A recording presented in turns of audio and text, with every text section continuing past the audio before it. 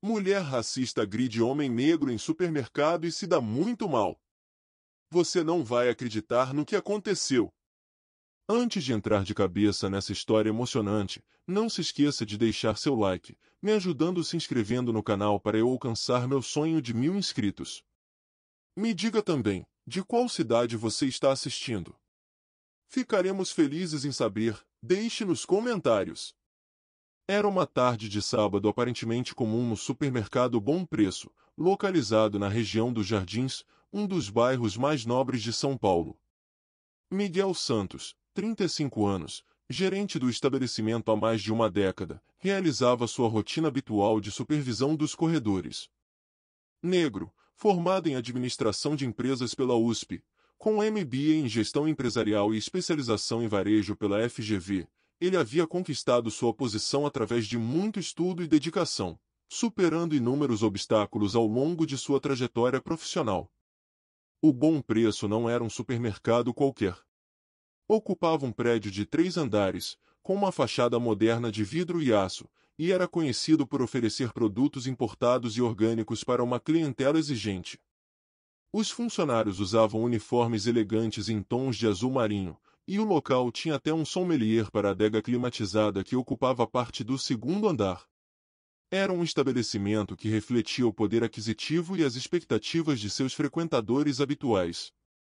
Filho de Dona Conceição, empregada doméstica que trabalhou por 30 anos na mesma casa nos Jardins, e seu Jorge, motorista de ônibus que fazia a linha Vila Brasilândia-Praça da Sé, Miguel cresceu na periferia de São Paulo, mas sempre teve o apoio incondicional dos pais para estudar. Sua mãe, mesmo com apenas o ensino fundamental completo, era uma mulher sábia que sempre dizia: "Meu filho, o estudo é a única coisa que ninguém pode tirar de você." E ele levou esse ensinamento a sério, estudando em escolas públicas, conseguindo uma bolsa em um cursinho comunitário e, finalmente, entrando na universidade através do sistema de cotas, uma conquista que mudou não apenas sua vida, mas a perspectiva de toda a sua família. A infância de Miguel não havia sido fácil. Moravam em uma casa simples no Jardim Peri, com 3 cômodos que abrigavam também sua irmã mais nova, Juliana. Acordava às 4h30 da manhã para ajudar a mãe a preparar marmitas que ela vendia para complementar a renda familiar. Depois ia para a escola, e à tarde trabalhava como office boy em um escritório de contabilidade. À noite, estudava com uma dedicação que impressionava até os professores mais experientes. Sua entrada na USP foi um momento de glória para toda a família. Seu Jorge chorou quando viu o nome do filho na lista de aprovados, e Dona Conceição fez questão de contar para todos os moradores da rua. A patroa dela, Dona Mercedes, até ofereceu ajuda para comprar os livros do primeiro semestre, um gesto que Miguel agradeceu, mas recusou educadamente. Ele já tinha decidido que faria seu próprio caminho. No supermercado, Miguel era conhecido por sua competência e profissionalismo. Havia começado como repositor, ainda durante a faculdade, e foi progressivamente promovido até chegar à gerência.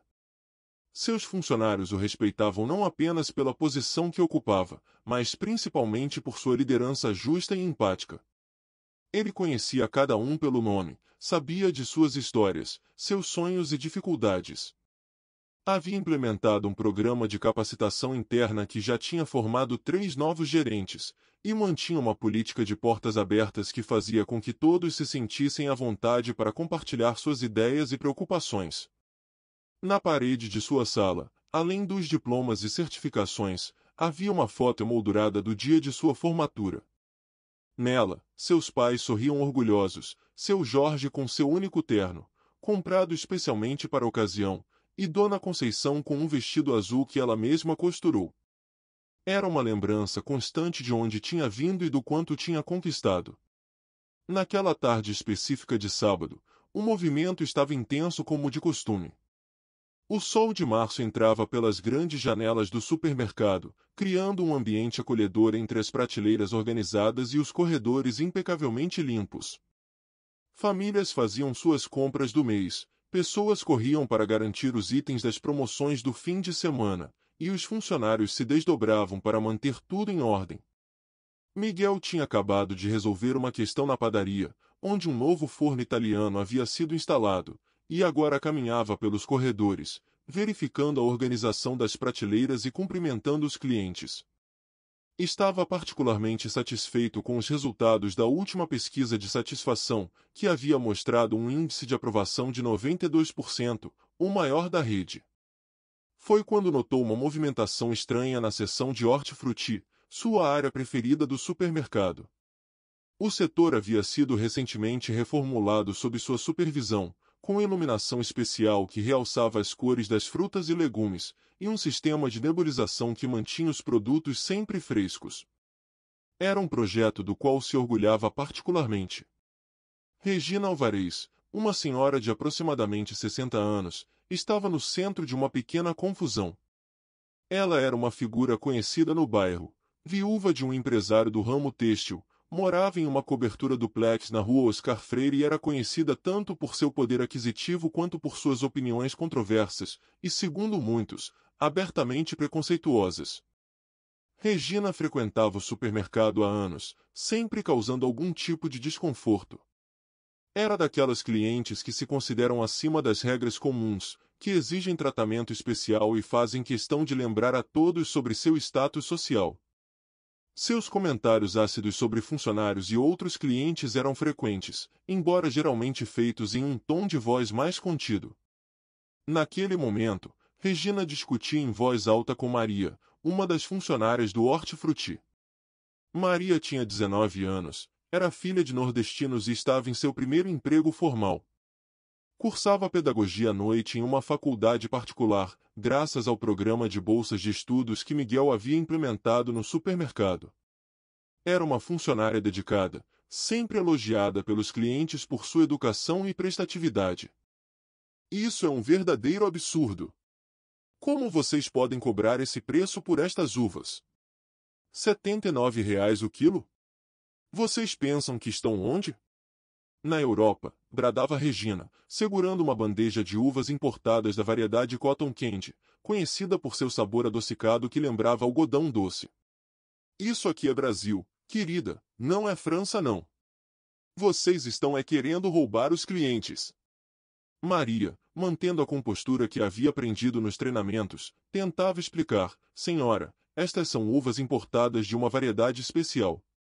Temos outras opções de uvas nacionais com preços mais acessíveis. Posso mostrar-lhe, se a senhora preferir. Não me venha com essa conversa. Eu conheço muito bem uvas importadas, querida. Viajo para a Europa 2 vezes por ano. Quero falar com alguém que realmente entenda do assunto, não com uma vendedora qualquer. O tom de Regina ao dizer vendedora qualquer carregava um desprezo que fez algumas pessoas ao redor pararem suas compras e observarem a cena. Uma senhora idosa que escolhia tomates balançou a cabeça em desaprovação. Um jovem casal, que Miguel reconheceu como moradores do condomínio vizinho, começou a filmar discretamente com um celular. Foi nesse momento que Miguel decidiu intervir. Ajustou o crachá dourado em seu uniforme impecavelmente passado, um hábito que havia herdado de seu pai, que sempre dizia que a primeira impressão é a que fica, e se aproximou com sua habitual postura profissional. Seus passos eram firmes mas não apressados, sua expressão serena mas determinada. Boa tarde, senhora Regina, disse ele, sua voz grave e clara se sobrepondo ao burburinho que se formava. Percebi que a senhora está com algumas dúvidas sobre nossos produtos. Posso ajudá-la? Regina virou-se para ele, e a transformação em seu semblante foi instantânea e perturbadora. O que era uma expressão de descontentamento comum transformou-se em algo mais sinistro, uma máscara de preconceito mal disfarçado.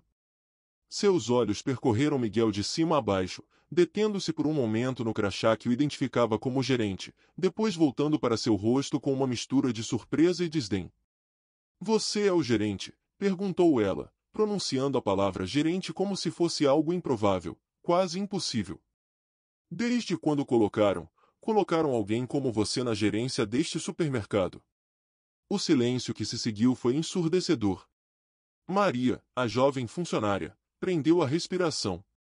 Uma criança próxima puxou a manga da blusa da mãe e perguntou em voz alta: Mamãe, Por que a moça está sendo má com o tio Miguel? Miguel sentiu o peso familiar do preconceito sobre seus ombros, um peso que conhecia bem demais. Era o mesmo peso que sentirá quando, ainda estudante, foi seguido por seguranças em shopping centers. O mesmo peso de quando, já formado, foi confundido com um entregador em reuniões importantes. O mesmo peso que carregava desde criança, quando outras mães puxavam seus filhos para longe dele no playground. Sim, senhora Regina, sou o gerente há 5 anos, respondeu Miguel, mantendo a calma. E como gerente, posso explicar nossa política de preços e qualidade. Não, gritou Regina, sua voz ecoando pelo corredor. Eu quero falar com seu superior. Isso é um absurdo. Primeiro esses preços abusivos, e agora, isso. O ambiente ficou ainda mais tenso quando Regina, num gesto brusco, jogou a bandeja de uvas em direção a Miguel. Ele conseguiu desviar, mas algumas uvas se espalharam pelo chão. Outros clientes começaram a se aglomerar, muitos com celulares em punho, registrando a cena. Senhora, peço que se acalme, disse Miguel, sua voz firme e mais controlada. Qualquer forma de agressão não será tolerada em nosso estabelecimento. Foi quando Dona Mercedes, a ex-patroa de sua mãe, apareceu no corredor. Era uma senhora respeitada no bairro, conhecida por seu trabalho em causas sociais. Ela tinha vindo fazer suas compras e presenciou toda a cena. Regina Alvarez, sua voz autoritária cortou o ar. Que vergonha! Miguel é um dos profissionais mais competentes que já conheci. Foi ele quem transformou este supermercado no estabelecimento de excelência que é hoje. Regina, pega de surpresa pela intervenção de alguém de seu próprio círculo social, tentou se justificar. Mercedes, você não entende. Eles estão cobrando preços absurdos e quando questiono. O único absurdo aqui é seu comportamento, interrompeu Dona Mercedes. Miguel é formado pela USP, tem MBA, fala 3 línguas e gerencia este lugar com uma competência que muitos empresários que conhecemos deveriam invejar. Neste momento, Dr. Paulo Mendes, um dos diretores da rede de supermercados, que por coincidência estava fazendo uma visita não programada, aproximou-se. Ele havia presenciado toda a cena de longe. Senhora Regina, disse ele, sou Paulo Mendes, diretor regional da rede. Miguel é um dos nossos melhores gerentes, e seu comportamento hoje é inaceitável. Temos tudo registrado em vídeo, incluindo a agressão física. Regina empalideceu. Seu rosto alternava entre raiva e medo ao perceber que a situação havia fugido completamente de seu controle. Vários clientes aplaudiam, enquanto outros continuavam filmando. A senhora está banida de todas as nossas lojas, continuou o Dr. Paulo. E tomaremos as medidas legais cabíveis quanto à agressão e discriminação racial. Miguel, mantendo sua dignidade profissional, acrescentou, Senhora Regina, espero que este incidente sirva de reflexão. O preconceito não tem lugar em nossa sociedade. A segurança do estabelecimento foi chamada para acompanhar Regina até a saída. Enquanto ela se retirava, os clientes aplaudiam. Maria, a jovem funcionária, tinha lágrimas nos olhos, mas agora de emoção ao ver seu chefe sendo defendido e respeitado. Dr. Paulo se voltou para Miguel. Você lidou com a situação de forma exemplar. Na verdade, vim hoje justamente para discutir sua promoção. Queremos que você assuma a diretoria de operações da região Sudeste. Um burburinho de aprovação correu pelo corredor. Dona Mercedes sorria orgulhosa, como se visse seu próprio filho sendo reconhecido. Os funcionários que assistiam à cena não conseguiam conter a alegria. Na manhã seguinte ao incidente, São Paulo acordou diferente. O vídeo da agressão havia se espalhado como fogo em palha seca pelas redes sociais, atingindo milhões de visualizações em menos de 12 horas. As hashtags #supermercado antirracista, #justiça para Miguel e #racismo não dominavam o Twitter, Facebook e Instagram. Diversos veículos de comunicação, do Jornal Nacional ao Fantástico, disputavam entrevistas exclusivas com Miguel. Regina Alvarez acordou para um pesadelo particular. Seu telefone não parava de tocar com ligações de amigos querendo comentar o ocorrido. Seu rosto estava estampado em todos os portais de notícias, e sua reputação, meticulosamente construída ao longo de 40 anos nos círculos mais exclusivos de São Paulo, desmoronava rapidamente. Seu filho, Eduardo Alvarez, sócio de um dos maiores escritórios de advocacia da capital, ligou logo cedo. Mãe, como a senhora pôde? Estou profundamente envergonhado. Meus sócios já me procuraram, e nossos principais clientes estão preocupados com a associação do escritório ao seu nome. O almoço de domingo está cancelado, e sugiro que a senhora procure ajuda profissional. No condomínio de luxo onde morava, vizinhos evitavam usar o mesmo elevador. O clube onde frequentava há décadas discretamente perdeu sua ficha de matrícula. 3 instituições de caridade das quais era diretor emitiram comunicados desligando-a de seus quadros. Sua vida social, antes agitada com almoços beneficentes e vernissagens, transformou-se em um vazio ensurdecedor. Enquanto isso, Miguel experimentava uma avalanche de solidariedade e reconhecimento. Sua caixa de entrada transbordava com mensagens de apoio, convites para palestras e até propostas de emprego de multinacionais.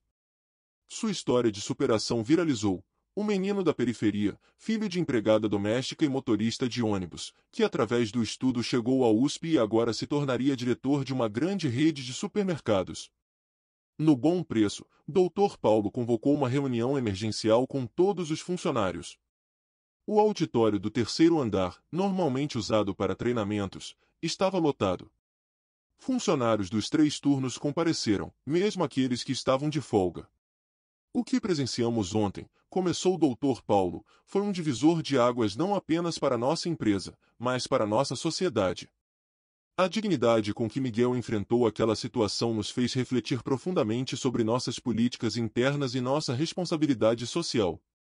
Ele então anunciou uma série de mudanças, a implementação imediata de um programa de diversidade e inclusão em todas as unidades da rede, com metas específicas para a contratação e promoção de profissionais negros, indígenas e LGBTI+. Miguel seria o responsável por supervisionar o programa em toda a região Sudeste, além de sua nova posição como diretor de operações. Maria, a jovem funcionária que havia presenciado tudo, foi promovida a supervisora do setor de hortifruti. Durante a reunião, ela compartilhou seu testemunho com a voz embargada. O Miguel não é apenas meu chefe, ele é meu exemplo. Quando entrei aqui, era uma menina assustada da periferia, igual ele foi um dia. Ele me incentivou a fazer faculdade, me inscreveu no programa de bolsas, me ensinou que devemos enfrentar o preconceito com profissionalismo e dignidade. Ontem, vendo como ele lidou com aquela situação, entendi que é possível ser forte sem perder a humanidade. Dona Mercedes, profundamente impactada pelo ocorrido, não ficou parada. Convocou uma reunião extraordinária com suas amigas do círculo social e anunciou a criação da Fundação Novos Caminhos, dedicada a apoiar jovens negros no acesso ao ensino superior. Miguel me fez ver que não basta não ser racista, precisamos ser ativamente antirracistas, declarou ela em uma entrevista ao SPTV. A fundação começaria com um aporte inicial de R$5 milhões de seu próprio bolso. O caso também repercutiu no meio jurídico. O Ministério Público abriu um inquérito para investigar Regina por racismo e agressão.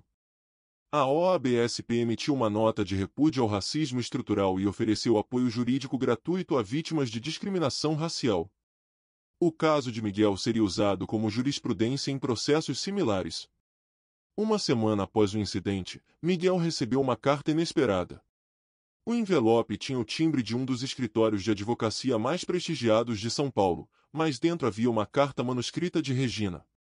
Caro Sr. Miguel Santos, passei a semana refletindo sobre meus atos e suas consequências. A vergonha e o arrependimento que sinto são imensos e verdadeiros. Perdi amigos, respeito e posição social, mas o que mais dói é perceber quanto mal causei ao longo dos anos com meu preconceito velado que, naquele dia, explodiu de forma tão cruel. Sua dignidade e profissionalismo me fizeram enxergar a podridão dos meus preconceitos. Não peço seu perdão, pois não o mereço, mas quero que saiba que sua atitude mudou algo em mim. Estou buscando ajuda profissional para desconstruir anos de privilégios e preconceitos arraigados. Como primeira ação concreta, doei metade do meu patrimônio para a Fundação da Dona Mercedes. Sei que dinheiro não apaga o que fiz, mas espero que possa ajudar outros jovens a terem as oportunidades que você conquistou com tanto esforço. Com sincero arrependimento, Regina Alvarez. A transformação mais significativa, porém, aconteceu na própria sociedade. O caso viralizou internacionalmente, com jornais como The New York Times e Le Monde publicando matérias sobre racismo estrutural no Brasil. O vídeo do incidente foi visto mais de 50 milhões de vezes globalmente, gerando um intenso debate sobre privilégios e discriminação racial. Diversos artistas e influenciadores começaram a compartilhar suas próprias experiências com racismo. Um famoso apresentador de TV chorou ao vivo relembrando situações similares que viveu. Uma atriz global revelou que já havia sido confundida com funcionária em lojas de luxo diversas vezes. No mundo corporativo, o impacto foi ainda maior. Grandes empresas começaram a revisar suas políticas de contratação e promoção. A história de Miguel virou case de sucesso em palestras sobre diversidade e inclusão. Uma pesquisa revelou que, após o incidente, houve um aumento de 300% nas denúncias de racismo em estabelecimentos comerciais.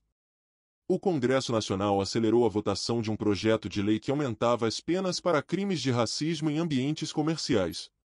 A lei, que ficou conhecida como Lei Miguel Santos, foi aprovada em tempo recorde e sancionada pelo presidente.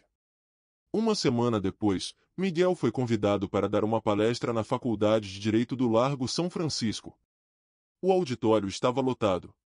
Estudantes, professores e profissionais do direito queriam ouvir sua história.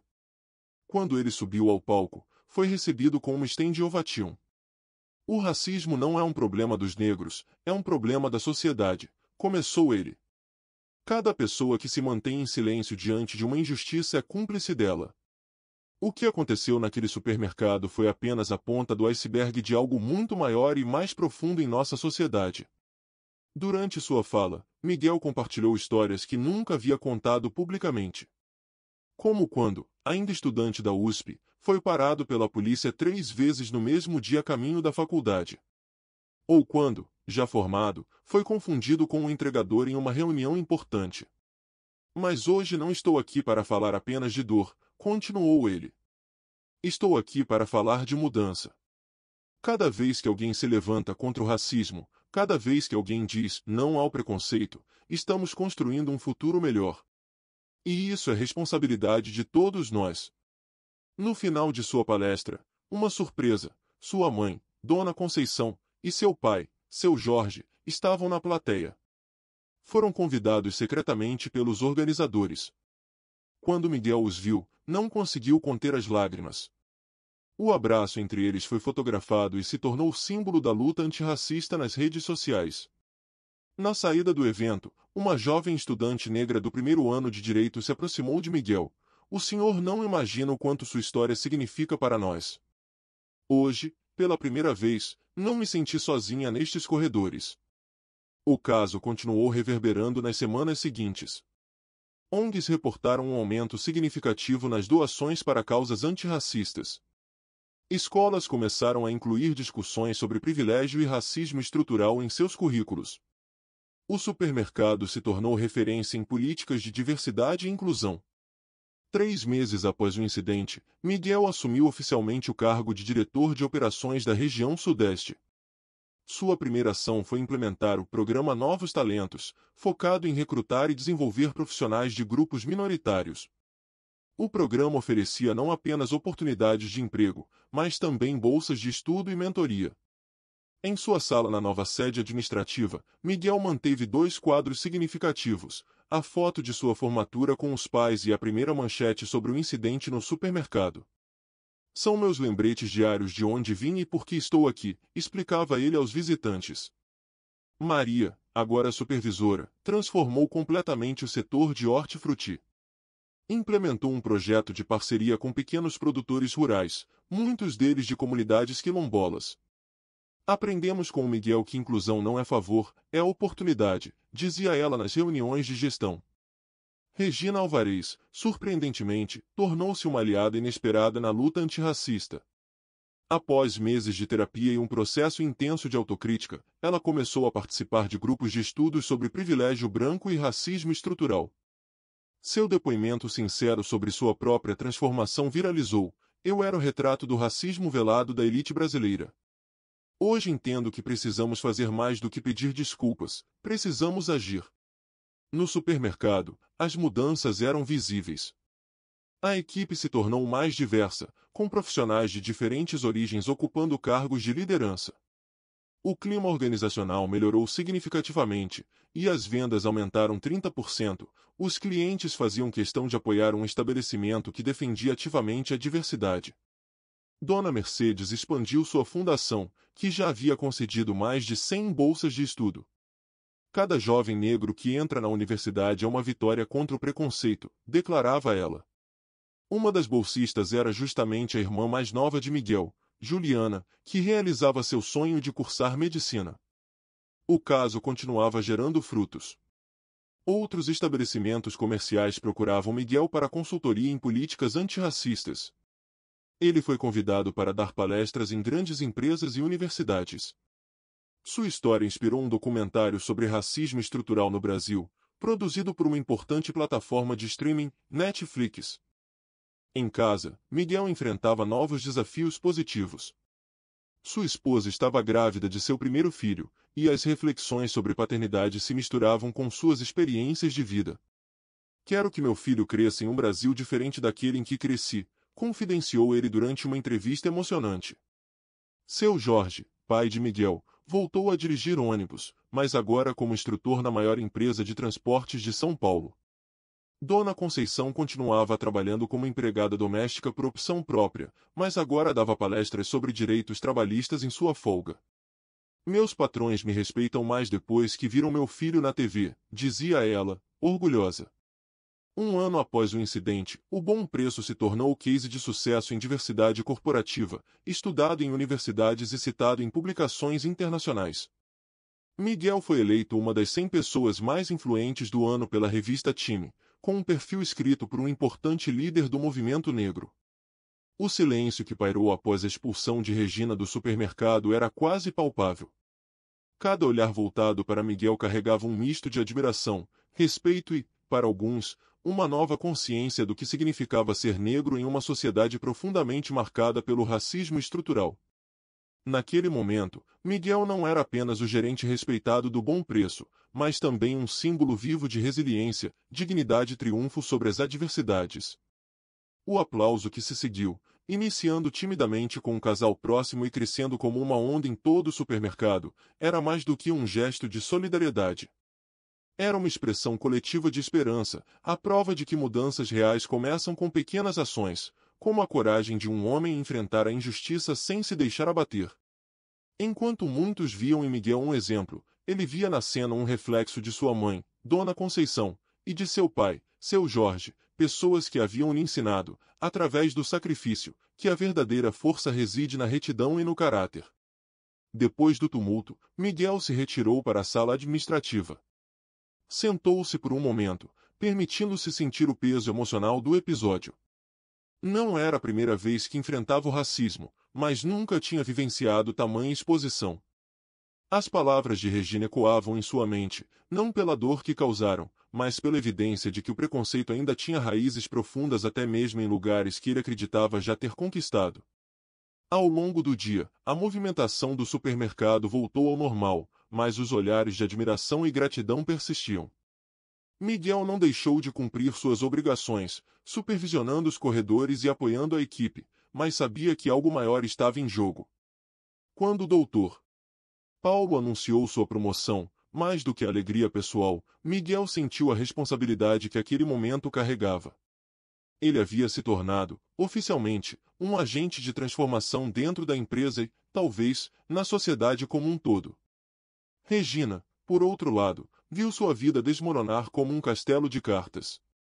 Não era apenas o impacto imediato de ser banida da rede de supermercados, mas o efeito dominó que atingiu sua reputação, seu círculo social e até mesmo sua família.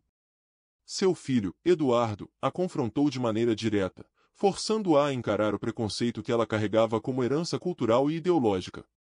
Pela primeira vez em décadas, Regina foi obrigada a refletir, não apenas sobre suas ações, mas sobre quem ela realmente era. E, Embora as consequências fossem severas, elas trouxeram uma oportunidade de redenção que ela nunca havia considerado necessária. Miguel, no entanto, não se deixou levar pelo ódio. Seu foco estava na construção de algo positivo a partir daquela experiência.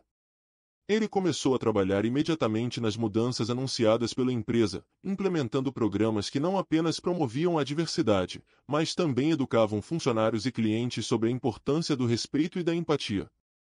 Cada conquista era uma homenagem aos que vieram antes dele, aos que lutaram em silêncio, suportando o peso da discriminação para que a próxima geração pudesse sonhar mais alto. A transformação não era fácil nem rápida, mas cada pequeno progresso era celebrado. Quando Maria foi promovida a supervisora, Miguel sentiu um orgulho quase paternal. Ele via nela a mesma determinação que o havia levado a superar todas as barreiras, e sabia que sua vitória era também a vitória dela, de sua equipe e de todos que lutavam diariamente contra a invisibilidade imposta pelo racismo. A mensagem de Regina, dias depois, foi recebida com surpresa por Miguel. Ele a leu atentamente, reconhecendo em cada palavra o esforço genuíno de uma mulher que, pela primeira vez, confrontava seus próprios demônios. Embora soubesse que o caminho dela seria longo e incerto, Miguel escolheu acreditar na possibilidade de mudança. Afinal, a luta contra o preconceito não era apenas sobre confrontar o outro, mas também sobre inspirar transformações internas que pudessem reverberar na sociedade como um todo. No fim daquele dia, Miguel voltou para casa e encontrou sua família reunida, um ritual sagrado que ele nunca deixava de cumprir, mesmo nos dias mais difíceis. Seu Jorge estava no sofá, lendo o jornal que trazia Miguel na capa, enquanto Dona Conceição preparava um café na cozinha. Juliana, a irmã mais nova, mal podia conter o entusiasmo ao falar sobre o curso de medicina que começaria em breve. Ao olhar para eles, Miguel sentiu uma onda de gratidão. Sua história não era apenas sobre superar desafios, mas sobre honrar as pessoas que o haviam moldado. E naquele pequeno lar na periferia de São Paulo, ele sabia que a verdadeira vitória não estava nos títulos ou nas conquistas materiais, mas na capacidade de transformar dor em força, injustiça em mudança e preconceito em oportunidades. Meses após o incidente que transformou sua vida, Miguel Santos se tornou uma figura nacional. Não por escolha própria, mas pela força da narrativa que sua trajetória carregava. Ele agora ocupava o cargo de diretor de operações da região sudeste da rede de supermercados, e mais do que nunca, estava determinado a usar sua posição para causar um impacto positivo. Suas ideias já haviam começado a transformar a empresa, que agora era referência em inclusão e diversidade. Contudo, Miguel sabia que seu trabalho estava apenas começando. A iniciativa Novos Talentos, liderada por Miguel, tinha como objetivo recrutar jovens de comunidades marginalizadas para posições em todos os níveis da rede. Mais de 500 pessoas haviam sido contratadas, e a empresa registrava números recordes de produtividade e satisfação dos funcionários. Um programa interno de mentoria, que conectava líderes experientes a jovens promessas, havia se tornado um sucesso. Miguel fazia questão de participar pessoalmente, encontrando tempo em sua agenda para inspirar a próxima geração de líderes. Maria, a jovem que testemunhou a cena de racismo no supermercado, era uma das histórias mais emblemáticas desse programa. Agora como supervisora, ela liderava uma equipe diversa com maestria.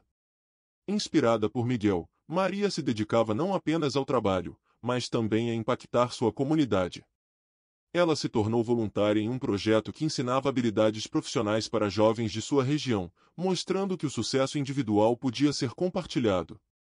A Fundação Novos Caminhos, criada por Dona Mercedes, já havia concedido mais de 100 bolsas de estudo a jovens negros e periféricos. Durante o primeiro evento anual da Fundação, Miguel foi convidado como palestrante principal. Ele subiu ao palco diante de uma plateia emocionada, que incluía seus pais e Juliana, agora aluna de medicina. Seu discurso, repleto de reflexões sobre igualdade, educação e persistência, terminou com um lembrete simples, mas poderoso: todos têm um papel na construção de uma sociedade mais justa. E a mudança começa com cada um de nós. Enquanto isso, Regina Alvarez, que havia desaparecido dos holofotes, vivia um processo intenso de autodescoberta. Suas ações impulsivas e preconceituosas haviam destruído sua reputação, mas, ao invés de sucumbir à vergonha, ela escolheu aprender. Participava regularmente de grupos de apoio e workshops antirracistas, onde ouvia, com humildade, as experiências de pessoas que antes ignorava. Seu gesto de doar parte de sua fortuna para a Fundação Novos Caminhos não foi apenas um pedido de desculpas, mas um compromisso de agir. Regina sabia que nunca poderia pagar o passado, mas estava determinada a contribuir para um futuro diferente. Miguel, por sua vez, começou a ser procurado por empresas e instituições de diferentes setores, todas buscando entender como replicar o sucesso de suas políticas inclusivas. Ele se tornou consultor de diversidade e deu palestras em universidades e congressos internacionais.